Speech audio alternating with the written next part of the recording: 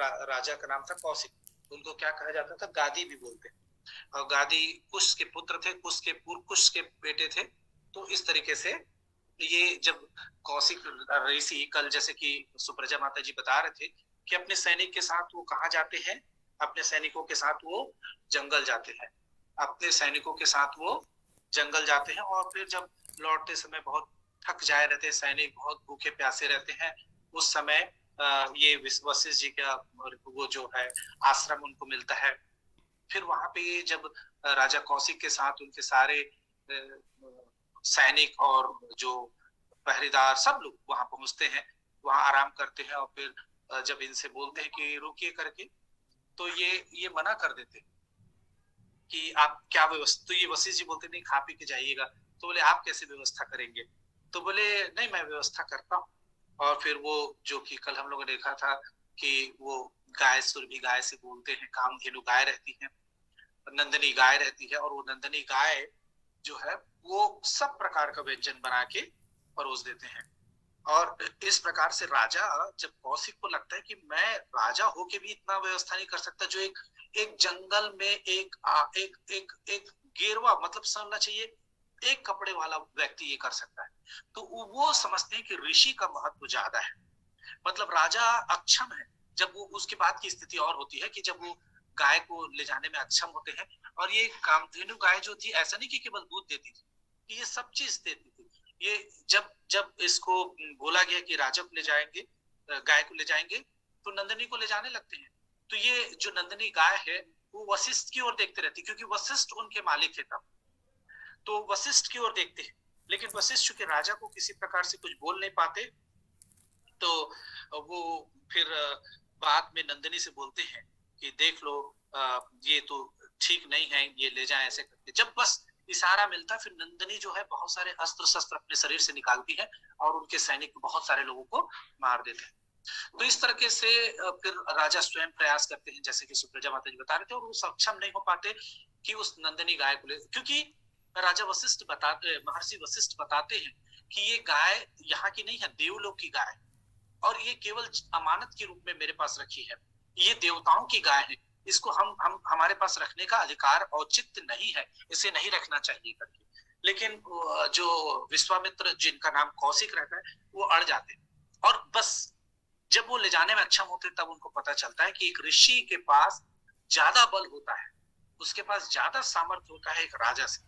और इसीलिए फिर वो क्या करते हैं, तपस्या करते हैं। और जैसे कि सबको पता है, फिर अप्सरा भेज देते हैं इंद्र। जब वो बहुत सुंदर तप करने लगते हैं, तो वो क्या करते हैं, इंद्र जो है हमेशा व्याकुल हो जाते हैं, क्योंकि जब भी कोई करता है तो उनको लगता है कि बस अब ये इंद्र लोक का राजा बन जाएगा, ये स्वर्ग लोक के राजा बन जाएंगे, और मेरा जो पोस्ट है वो छिन जाएगा।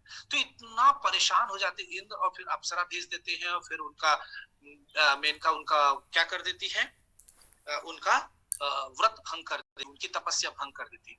अच्छा, ये इनके साथ पहली बार नहीं होता, ये दूसरी बार होती। पहली बार एक बार और होता है, जब उनका भाई आ जाता है और बताते हैं कि मेरे को बहुत सारी समस्या है, तो वो अपने 10,000 वर्ष का तप दे देते हैं।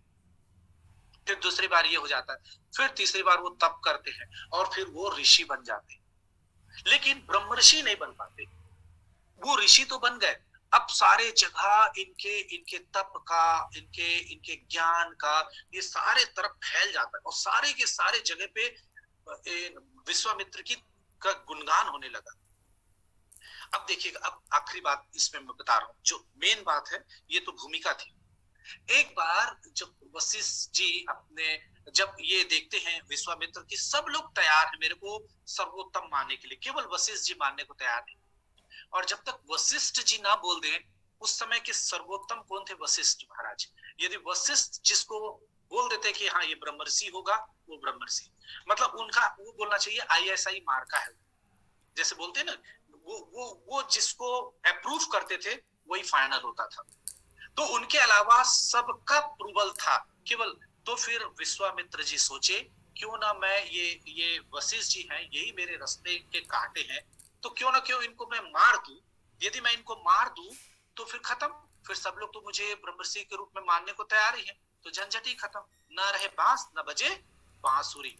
तो ये वशिष्ठ जी को हाथ मारने के लिए ये अपना तलवार लेके आते हैं, और वशिष्ठ जी के रूम में आते हैं। जैसे वशिष्ठ जी के रूम में आते देखते वशिष्ठ जी रहते नहीं, तो ये वशिष्ठ जी के आने का इंतजार करते, कहा वशिष्ठ जी के बिस्तर के नीचे जाके तलवार से छिप जाते। अब वशिष्ठ जी अपनी पत्नी के साथ आते हैं, तो जैसे रूम में घुसते हैं और देखते हैं कि खूब सुंदर चांदनी का रोशनी जो है उनके इसमें आते रहते हैं। तो वशिष्ठ जी की पत्नी उनसे बोलती कि गुरुवर देखिए, प्रिवर देखिए, ये चांदनी कितनी सुंदर लग रही है। तो वशिष्ठ जी बोले कि ये चांदनी वैसी सुंदर लग रही है जैसे कि विश्वामित्र का तप।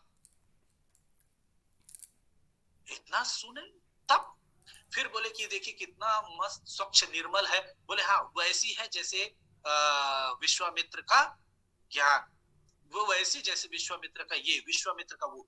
इतना सारा तारीफ वशिष्ठ जी करते हैं।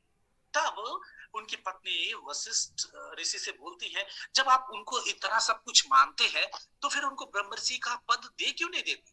बोले दे तो दूं, ऋषि हो तो मैं तुरंत ब्रह्मर्षि का पद दे दूं, लेकिन आज भी वो तलवार लेके घूमते रहता, वो भी आज भी छत्री बना हुआ घूमता है, वो आज भी किसी की हत्या करने के लिए लगा हुआ है, तो कैसे उसको मैं ऋषि करता हूँ? तुरंत जो है विश्वामित्र अपने उस पलंग के नीचे से उतरते हैं और तलवार फेंक के वशिष्ठ जी के शरणागत हो जाते हैं और वशिष्ठ जी से क्षमा मांगते हैं। आप सही कह रहे हैं कि उनके वास्तविक गुण, एक्चुअल में वो राजा थे तो उनका क्षत्रिय गुण तो था ही, लेकिन वो ऋषि का कार्य तो बहुत सारा कर रहे थे, लेकिन अपने मूल गुण से वो अभी तक बंधे हुए थे।